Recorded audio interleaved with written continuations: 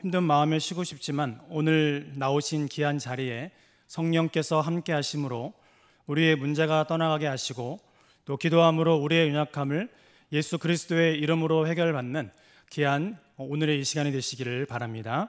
우리 옆에 계신 분에게 한번 인사하겠습니다. 참 잘 오셨습니다. 은혜 받읍시다.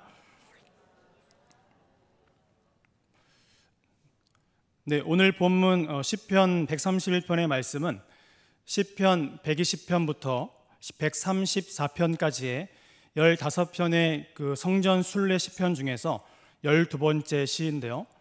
순례자는 여호와 앞에서 신앙인으로서 겸손을 다짐하고 또 마음의 평안을 노래한 감사 예배 시입니다. 네, 오늘 표제어를 보시면 다윗의 시, 곧 성전에 올라가는 노래라고 써 있습니다. 오늘 말씀은 참 간단하고 명료하지만 믿음의 진수를 보여주고 있는 귀한 짧고 아름다운 시입니다. 다윗의 시라는 표제를 달고 있는 4편의 시, 시편 122편, 124편, 133편 가운데 하나인데요. 이 시는 두 부분으로 나눌 수 있습니다. 먼저 1절과 2절은 겸손함으로 말미암아 오는 개인적이고 심리적인 안정감을 젖된 아이의 고요하고 평안한 상태에 비유하여 고백을 하고 있고요. 이어서 3절의 말씀은 2절부터 나오는 자연스러운 결론으로서 시인이 하나님을 오늘도 바라듯 이스라엘 회중 역시 하나님을 바랄 것을 지금 말씀으로 촉구하고 있습니다. 사실 여기에서의 강조점은 단순히 하나님을 바라는 그 자체에 있지 않습니다. 그렇다면 우리가 하나님을 바란다는 것은 무엇을 의미하고 있습니까? 지금 응답이 속히 오기를 바라는 것이 아닙니다. 하나님과의 긴밀한 관계 속에서 임하는 자족의 은혜, 즉 고요함과 평온 속에서 오늘도 주님만을 기다리는 것입니다. 이 짧은 시를 통해서 다윗은 하나님을 향한 그의 겸손과 또 신뢰를 정결한 서정시의 분위기로 아름답게 표현하고 있으며, 또한 다윗은 여호와를 향한 깊은 확신을 표현하면서 하나님과의 친밀하고 또 개인적인 관계에서 비롯된 신뢰감을 나타내고 있다는 것입니다. 바라기는 오늘 본문 시편 131편의 말씀을 통해서 주님이 주시고자 하시는 그 은혜를 함께 받아들이는 저와 귀한 성도님들의 인생이 되시기를 주님의 이름으로 축복합니다. 우리 1절의 말씀을 다 같이 읽도록 하겠습니다. 여호와여, 내 마음이 교만하지 아니하고 내 눈이 오만하지 아니하오며 내가 큰 일과 감당하지 못할 놀라운 일을 하려고 힘쓰지 아니하나이다. 아멘. 오늘 본문 1절을 보면 하나님에 대한 시인의 태도가 부정적인 선언으로 시작되고 있는데요. 시인은 기도의 대상인 여호와의 이름을 불렀습니다. 그리고 강력한 부정의 뜻을 지닌 부정어 로와 그리고 동사 형식의 문장을 3번이나 반복을 하고 있습니다. 이러한 표현을 통해서 오늘 다윗은 이 세상을 살아가면서 내가 결코 행하지 않을 3가지 일을 하나님 앞에서 결단을 하고 있는 것입니다. 그렇게 내 마음과 내 눈, 그리고 교만하지 아니하고와 오만하지 아니하오며가 병행을 이루고 있는데요. 지금 마음에 해당하는 그 히브리어 단어 레브는 사람의 신체 기관으로서 심장을 뜻하기도 하고 또 사람의 마음이나 또 의지를 가리키는 단어인데요. 시인은 지금 뭐라고 고백을 하고 있습니까? 여호와여, 내 마음이 교만하지 않습니다. 그리고 눈, 즉 내적인 감정의 자소를 나타내는 이 눈이라는 단어를 사용하면서 내 눈이 오만하지 않습니다라고 지금 고백하고 있다는 것입니다. 즉 마음에서 시작된 그 교만이 나의 눈을 통하여 외부로 표출될 수 있음을 표현하고 있는데요. 또한 다윗은 내가 큰 일과 감당하지 못할 놀라운 일을 하려고 힘쓰지 아니하나이다라고 고백을 하고 있습니다. 이 말은 나의 분수를 지키며 지금 살아가고 있다는 다윗의 겸손의 마음을 보여주고 있다는 것입니다. 다윗은 이 말을 통해서 내가 지존하신 하나님의 능력과 그 섭리 앞에서 굴복하고 있습니다 라고 고백을 하며 하나님 앞에서 오늘도 겸손한 자는 자신의 모든 발걸음이 하나님의 뜻과 하나님의 그 경륜을 거스르지 않도록 하나님의 인도하심에 순종하며 따르는 자임을 고백하고 있다라는 것입니다. 결국 시인은 그렇게 아까 언급한 바와 같이 3번에 걸쳐서 부정어 로를 사용하면서 교만하지 않습니다 라는 것을 다짐하며 마음에 시작된 교만이 눈으로 표출되며 행동으로 드러나게 되는 것을 점층적인 표현 기법을 사용해서 교만을 멀리하고 또 겸손을 다짐하는 자신의 의지를 강하게 표현하고 있다는 것입니다. 또한 1절의 후반절에 보면 내가 큰 일과 감당하지 못할 놀라운 일을 하려고 힘쓰지 아니하다이라 라는 표현을 하고 있는데요, 여기서 큰 일이란 스스로 감당할 수 없는 능력 밖의 일을 이야기하고 있습니다. 그리고 감당하지 못할 놀라운 일이란 내 지식과 내 한계를 넘어서는 신비롭고 난해한 문제를 이야기하고 있는데요, 그는 이 고백을 통해서 나를 향하신 하나님의 뜻과 그 섭리를 내가 앞서가지 아니하고 겸허하게 순종하며 그 뜻을 따르는 삶을 살고 있음을 지금 고백하고 있다는 것입니다. 그래서 오늘 말씀을 통해서 우리의 한계를 벗어나는 일들에 관하여 주님께 모든 것을 맡기기를 원하며 또 내가 할 수 있는 일들에 관해서는 관심을 가지고 함께 노력하는 것이 인생을 살아가는데 참 지혜라는 사실을 분명하게 말씀하고 있다는 것입니다. 그래서 바울은 로마서 12장 3절의 말씀을 통해서 내게 주신 은혜로 말미암아 너희 중 각 사람에게 말하노니 마땅히 생각할 그 이상의 생각을 품지 말고 오직 하나님께서 각 사람에게 나눠주신 믿음의 분량대로 지혜롭게 생각하라고 이야기하고 있다는 것입니다. 우리에게 이러한 자족의 은혜가 필요한 줄 믿습니다. 사랑하는 성도님들, 하나님을 경외하는 자는 어떠한 사람입니까? 모든 일이 하나님의 그 섭리 가운데 이루어짐을 깨닫는 사람입니다. 그리고 하나님의 인도하심을 통하여 하나님의 말씀에 귀를 기울이는 사람이라는 것입니다. 오늘도 하나님의 말씀에 우리의 귀를 기울이시기 바랍니다. 하나님의 사람은 어떠한 일을 계획하고 또 시작하기 전에 먼저 하나님께 묻는 인생이라는 것이죠. 그래서 하나님은 교만하고 또 거만한 자에게는 멸망을 주시고 겸손한 자에게는 존귀와 영예를 얻게 하신다라고 말씀하고 있다는 것입니다. 그래서 하나님 앞에서 겸손한 사람은 자신이 호람되어 하나님 앞에서 감히 설 수 없는 연약한 죄인임을 인정하는 사람인데요, 내가 연약합니다, 내가 부족합니다, 나는 죄인입니다라고 인정하면 하나님께 속죄의 은혜를 구하게 된다는 것입니다. 이사야는 소명을 받았을 때에 입술이 부정한 자가 하나님을 배었으므로 망하게 되었다라고 탄식하고 있습니다. 이사야 6장 5절의 말씀입니다. 그때에 내가 말하되 화로다 나여 망하게 되었도다. 나는 입술이 부정한 사람이요 나는 입술이 부정한 백성 중에 거주하면서 만군의 여호와신 왕을 배웠음이로다 하였더라. 이렇던 하나님은 겸손한 자를 오늘도 부르셔서 주님의 일꾼으로 삼으셨다라고 말씀하고 계십니다. 사랑하는 성도님들, 겸손한 자는 하나님께 날마다 은혜를 구하며 말씀 속에서 죄 사함의 은혜를 함께 누리는 사람입니다. 오늘도 그분의 임재 앞에서 늘 감사하시고 하나님께 영광을 올려드리는 저와 귀한 성도님들의 삶이 되시기를 바랍니다. 우리 2절의 말씀을 다 같이 읽어보도록 하겠습니다. 실로 내가 내 영혼으로 그의 언니 품에 승갖게 하였나니 내 영혼이 젖된 아이와 같도다. 아멘. 이 절은 젖된 아이를 품에 안고 있는 어머니의 모습을 묘사하고 있습니다. 여기서 젖된 아이의 특징이 무엇입니까? 걸음마를 시작합니다. 우르르 까꿍, 그리고 옹알이를 하면서 말을 조금씩 하기 시작할 때에 어머니는 우리 아이가 천재라고 생각하면서 무한 감격을 함께 누립니다. 다 때가 있더라고요.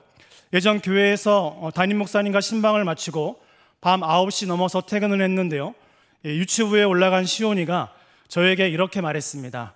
아빠, 왜 이렇게 늦게 왔죠? 시온이가 보고 싶었죠? 라고 말했습니다. 그 순간 피곤이 싹 사라지는 신세계를 경험하게 되었는데요. 그리고 우리 애가 집에서 유치부 예배 영상을 틀어놓고 처음으로 가장 처음 무릎 꿇고 기도를 하기 시작했어요. 엄청난 표정을 가지고 이렇게 기도했는데요. 그때 참 배꼽이 빠지는 줄 알았습니다. 영화부에서 예전에 열심히 돌아다니면서 예배를 드렸거든요. 그래서 마음이 참 어려웠습니다. 사람들이 얘기하지 않을까 걱정을 했는데 유치부에 올라가니 가만히 앉아서 예배를 잘 드리겠다는 그 얘기를 들었습니다.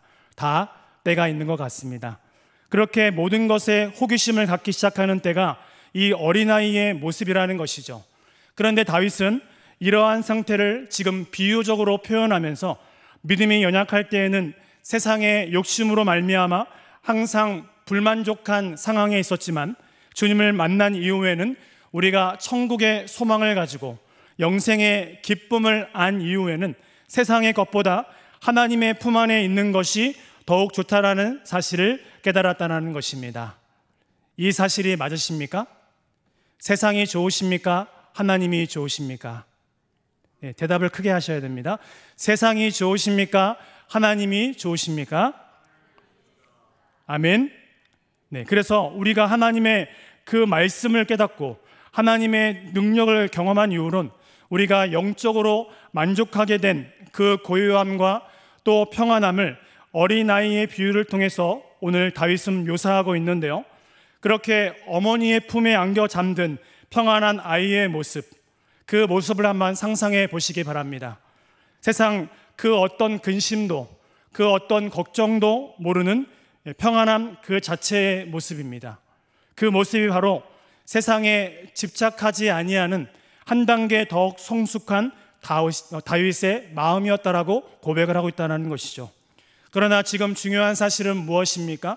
그 아이는 여전히 엄마가 없으면 자기의 생명을 보장받을 수 없다라는 것입니다. 이것은 무엇을 의미하고 있습니까? 아무리 대단한 사람일지라도 창조주 하나님께서 오늘도 날마다 때마다 일마다 도와주시지 않는다면 우리는 연약한 인생일 뿐이라는 것입니다. 우리는 한 치 앞도 모르고 우리는 내일들을 몰라서 걱정하고 있는 인생이라는 것이죠. 그래서 젖된 아이가 엄마 품에서 있을 때에 비로소 평안함과 또 고요함을 되찾고 또 평안하게 잠드는 것처럼 우리 인생은 하나님 안에서 진정한 자유와 평안함을 얻을 수 있음을 믿으시기 바랍니다. 그래서 하나님을 의지하는 데 있어서 가장 중요한 것은 세상의 풍파와 풍랑이 아무리 크고 거세다고 할지라도 하나님께서 오늘도 나의 출입을 지켜주시고 오늘도 하나님이 나의 인생을 붙들어 주심을 내가 믿는다면 마치 젖된 아이가 어미 품을 의지한 같이 주님을 전적으로 의지할 수 있다는 것입니다. 다윗은 지금 이 말씀을 2절에서 노래하고 있다는 것이죠. 내 영혼이 젖된 아이와 같도다. 이 비유는 내 힘으로 무엇인가를 오늘도 이루어 보겠다는 교만을 내어버리고 하나님께서 나의 삶에 오늘도 개입하셔서 나의 모든 것을 이루어 주실 것을 기대하는 태도라는 것입니다. 이것이 나와 하나님과의 그 관계에서 가장 아름답고 가장 행복한 모습이라는 것입니다. 물이 어항 속에서 있을 때, 물 안에 있을 때에 가장 행복한 것처럼 우리가 하나님 앞에 있을 때, 하나님 안에 거할 때에 우리 인생은 가장 행복하다라고 성경은 말씀하고 있다는 것이죠. 그래서 하나님께서 오늘도 우리의 인생 가운데 우리의 교만을 내어버리고 하나님의 모든 것을 이루어 주실 것을 오늘도 기대하며 오늘도 순종의 그물을 내리시기 바랍니다. 그래서 우리는 사실 이렇게 인생을 살았습니다. 전지전능하신 하나님을 믿습니다. 하나님이 모든 것을 다 해결해 주실 것을 믿어요. 그분이 나의 구원자이시기 때문입니다. 이렇게 입술로는 너무나 많이 고백을 했어요. 그런데 때마다 일마다 얼마나 세상에서 많은 걱정과 근심과 염려를 가지고 살아갔습니까? 입술로는 하나님밖에 없다라고 고백했지만 우리는 한편으로는 세상을 쳐다봤고 하나님 보시기에 연약한 인생을 살아갔다라는 것입니다. 그런데 우리가 이것을 초월하는 신앙을 가지며 나의 모든 것 되시며 나의 인생을 주관하시는 그 주님을 정말로 인정하고 나아갈 때에 세상에서 누릴 수 없는 참 평안, 안식을 누리게 된다라고 말씀하고 있다라는 것입니다. 그래서 우리에게 주신 샬롬의 평강이 무엇이라 말씀하셨습니까? 세상이 줄 수도 없고 세상이 알 수도 없는 평안을 너에게 주노라 라고 말씀하고 있다는 것입니다. 이것은 세상에서 돈으로 또 세상의 명예와 세상의 어떤 결론으로도 할 수 없는 것이라는 것이죠. 그래서 하나님이 우리의 인생의 참된 주인이 되셔서 오늘도 나의 인생을 주관하시고 나의 연약한 부분을 치료하시고 오늘도 나의 모든 것을 역사하시는 하나님을 내가 의지한다면 오늘도 하나님의 은혜 가운데 진정한 자유와 평안이 우리 가운데 있음을 믿어야 한다는 것입니다. 세상의 것을 믿으시겠습니까? 한 치 앞도 모르는 또 내일 없어지는 것들을 믿으시겠습니까? 아니면 우리의 영원한 생명이요 우리의 길이요 진리요 생명이신 예수 그리스도를 오늘도 의지하겠습니까? 세상 사람들은 어떠한 길을 가도 모든 것이 진리라고 얘기하잖아요. 포스트 모더니즘의 시대의 특징이 무엇입니까? 모든 것은 진리라고 말하고 있습니다. 왜 너희는 편협하냐고 얘기했다는 것이죠. 그런데 우리는 왜 예수님을 믿습니까? 요한복음 14장 6절의 말씀에 내가 곧 길이요 진리요 생명이니 나로 말미암지 않고는 아버지께로 올 자가 없다라고 말씀하고 있다는 것입니다. 우리가 예수님을 왜 믿습니까? 도대체 예수님을 왜 믿나요? 우리가 말할 수 있는 한 가지가 있다는 것이죠. 예수님이 우리의 진리이기 때문입니다. 그분이 우리의 진리이기 때문에 우리는 그 예수님만을 오늘도 붙들고 미련하게 예수님을 믿고 전도에 미련한 것으로 예수님을 따라간다는 것이죠. 그래서 하나님의 은혜 가운데 오늘도 하나님밖에 우리의 참된 안식이 없음을 깨닫는 인생이라면 우리가 하나님의 말씀대로 순종하고 오늘도 한 말씀이라도 적용하기에 우리가 힘써 노력해야 한다는 것입니다. 늘 넘어져요. 늘 부족합니다. 그래서 오늘도 눈물을 흘리면서 하나님 잘못했다라고 고백하고 있지만 그래도 한 말씀이라도 오늘도 적용하기를 힘쓰시고 오늘도 하나님의 말씀대로 오늘도 주님의 품으로 달려가고자 애쓰는 저와 귀한 성도님들의 삶이 되기를 소망합니다. 그래서 우리가 하나님을 멀리하고 또 죄악에 빠져 있으면 가장 먼저 삶의 평안과 안식을 잃어버릴 수 있기 때문에 우리는 오늘도 날마다 하나님을 찾아야 한다는 것입니다. 시인은 1절의 말씀에서 자신의 마음을 레브라는 단어를 사용해서 표현했다고 말씀드렸는데요, 오늘 본문의 2절을 통해서 자신의 마음을 네페시라는 단어로 표현하고 있습니다. 네페시는 사람과 짐승의 생명을 나타내는 단어입니다. 때로는 자아의 민감한 부분으로서 모든 감정의 자서를 나타내고 있는데요, 그렇게 오늘 본문에서 다윗은 지금 교만한 상태에서 벗어나 고요하고 평안한 상태를 유지할 수 있기를 갈망하고 있다는 것입니다. 그렇게 오늘 본문에서 다윗은 이 네페시라는 단어를 2번이나 사용하고 있는데요, 하나님 앞에서 전적으로 순복하는 시인의 마음가짐을 오늘 강조하고 있습니다. 2절 상반절의 말씀입니다. 실로 내가 내 영혼으로 고요하고 평온하게 하기를. 이 말은 그가 자신의 모든 생각과 모든 의지를 다 내려놓고 오로지 하나님의 음성만을 듣기 원한다는 겸허한 자세를 보여주고 있다는 것입니다. 우리 3절의 말씀을 다 같이 한번 읽도록 하겠습니다. 이스라엘아, 아멘. 사랑하는 성도님들, 지금부터 영원까지 여호와를 바라는 인생과 가정이 되시기를 바랍니다. 3절에서 다윗은 이스라엘을 향하여 지금부터 영원토록 소망을 하나님께만 둘 것을 강력하게 촉구하고 있는데요, 다윗이 이처럼 이야기하고 있는 이유가 무엇입니까?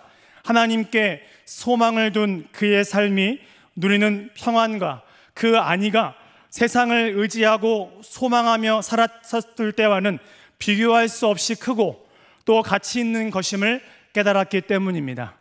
인생의 비극은 자신이 할 수도 없고 또 도달할 수 없으며 바꿀 수 없는 일들에 마음을 두고 집착하는 데서 비롯된다라고 성경은 이야기하고 있지 않습니까?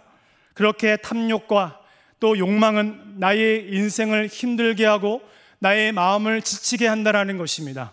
그래서 불안과 강박과 그 모든 것에 사로잡히게 하는 큰 요인이라는 것입니다. 현대인의 특징이 무엇입니까? 우리는 뭔가 쫓깁니다. 우리는 뭔가 불안해요. 우리는 무언가 도와주지 않으면 혼자 살아갈 수 없을 것 같습니다.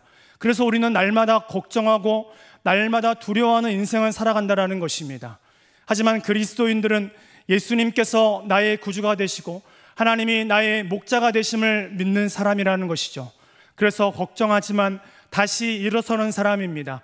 두렵지만 하나님의 의로운 오른손으로 나를 붙들어 주신다고 믿기에 오늘도 그 걸음을 다시금 일어서는 사람이라는 것입니다.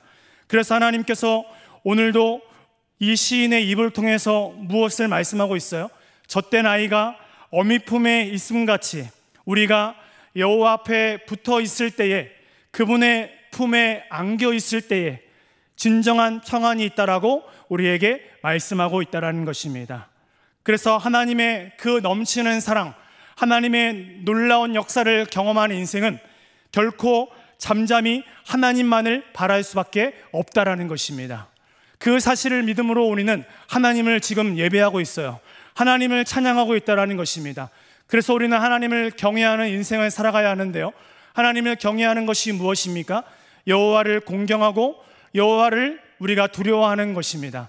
하나님을 가장 공경하고 하나님을 가장 두려워하는 것이 무엇입니까? 우리가 이 시간에 하나님을 예배하는 것입니다. 하나님을 경외하며 묵묵히 하나님을 바라보고 기다리는 자에게 주님은 오늘도 역사하여 주시겠다라고 말씀하고 있다라는 것입니다. 사랑하는 성도님들, 오늘도 하나님만을 바라보시기 바랍니다. 시편 61편 5절과 6절의 말씀인데요, 나의 영혼아 잠잠히 하나님만 바라라. 무릇 소망이 그로부터 나오는도다. 오직 그만이 나의 반석이시요 나의 구원이시요 나의 요새이시니 내가 흔들리지 아니하리로다. 아멘. 한번 따라하겠습니다. 내가 흔들리지 아니하리로다. 나는 흔들려요. 나는 쓰러졌어요. 나는 연약하지만 하나님께서 내가 흔들어할 때에 주님이 나의 손을 꼭 붙잡고 계신다라고 말씀하고 있다는 것입니다. 그래서 지금 시인이 내가 흔들리지 아니하리로다라고 말하고 있다는 거예요.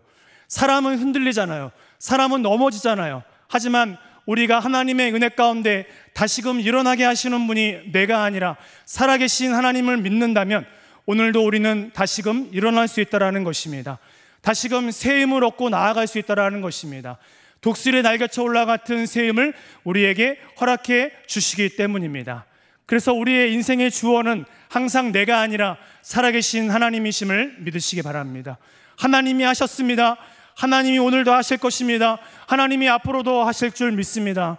그 믿음을 가지고 우리가 연약한 인생을 하루하루 하나님을 믿고 의지하며 살아간다는 것이죠. 그것이 하나님을 믿는 믿음이라는 것입니다. 그래서 하나님은 그런 본질적인 복은 세상에서 누리는 복이 아니라고 분명하게 말씀하고 있다는 거예요. 우리는 예수 그리스도를 믿음으로 구원을 받았습니다. 아담의 타락 이후에 죄인이었던 우리를, 허물로 죽었던 나를 하나님의 거룩한 자녀 삼아주시고 죄의 올무에서 벗어나게 하셔서 진정한 자유와 평안을 누리게 하셨다는 것입니다. 주님은 그분을 기다리는 자에게, 오늘도 주님을 오매불망 쳐다보는 자에게 이러한 복을 주시겠다라고 말씀하고 있다는 것입니다. 성경은 또한 오늘 1절과 이 2절의 말씀을 통해서 교만한 마음을 버린 자만이 고요하고 평안한 마음의 상태를 지닐 수 있으며 그렇게 영적 성숙을 경험한 자만이 잠잠히 여호와를 바랄 수 있다라고 말씀하고 있다는 것이죠. 그래서 3절의 말씀에서 오늘 본문에서 다윗은 말씀을 마치면서 자신의 그 영적인 체험들을 설명하면서 지금 자신의 경험을 공동체에게 전달하고 증거하고 있다는 것입니다. 내가 만난 하나님을 우리의 공동체가 알기를 원한다고, 우리가 함께 그렇게 누리자고 얘기하고 있다는 것이죠. 우리 3절의 말씀인데요, 우리 묵상하며 3절의 말씀을 천천히 다시 한번 읽도록 하겠습니다. 이스라엘아 지금부터 영원까지 여호와를 바랄지어다. 다시 한번 고백할까요? 이스라엘아, 지금부터 영원까지 여호와를 바랄지어다. 아멘. 여호와 하나님 한 분밖에 없다라는 것이에요. 우리 인생의 모든 것은 여호와로 말미암고 그분으로 모든 것이 점철되며 여호와 하나님만이 우리의 인생의 모든 것이 되신다라고 지금 고백하고 있다라는 것입니다. 이 다윗의 고백이 저와 여러분의 인생과 자녀의 고백이 되시기를 축복합니다. 그래서 하나님께서 오늘도 지금부터 영원까지라는 이 문구를 통해서 하나님과 이스라엘의 영적인 관계, 이 완전한 관계를 표현하고 있다는 것이죠. 여호와께서 이스라엘의 출입을 영원부터 지금부터 영원까지 지켜주십니다. 그리고 또한 우리의 인생을 지금부터 영원까지 인도해 주실 줄 믿습니다. 그렇기에 우리는 무엇을 해야 하겠습니까? 지금부터 영원까지 하나님만을 바라보겠습니다. 하나님만을 바라겠습니다. 하나님의 능력을 쳐다보겠다라고 믿음으로 고백하시기 바랍니다. 그래서 내가 만난 하나님, 내가 경험한 하나님을 내 남편과 내 자녀가 누리기를 원합니다. 내가 만난 하나님을 우리의 나눔터 식구들이 함께 누리기를 원한다라는 것이죠. 그것이 아브라함의 하나님, 이삭의 하나님, 야곱의 하나님, 요셉의 하나님이라는 것입니다. 그래서 여호와를 경외함으로 우리가 3, 4대뿐만 아니라 1000대까지 복을 받아 누리는 믿음의 명문가로 서시기를 원합니다. 그래서 날마다 하나님의 그 은총을 구하시고 오늘도 내 모든 삶을 온전히 주께 맡기는 삶을 살아가셔서 오늘도 하나님의 은혜로 오늘도 살아갑니다. 오늘도 하나님의 은혜로 내가 일어서겠습니다. 오늘도 하나님을 믿습니다 고백하는 저와 성도님들의 삶이 되었으면 좋겠습니다. 그렇게 마지막으로 다윗은 인클로지오라는 문학 기법을 사용해서 1절에서 여호와를 부르며 시작했고 또 마지막 3절을 통해서 다시 여호와를 부르면서 말씀을 마치고 있다는 것입니다. 사랑하는 성도님들, 모든 시작도 여호와이시고 모든 마침도 여호와이심을 믿습니다. 그래서 하나님께서 만세전에 우리를 창조하셨고 하나님의 택하여 자녀 삼으셨고 오늘도 우리의 삶을 이끌어 가시며 우리가 나중에 하나님이 부르실 때에 하나님의 품에 안길 때에 하나님께서 우리를 사랑하셔서 영생의 복락을 함께 누리게 하실 것입니다.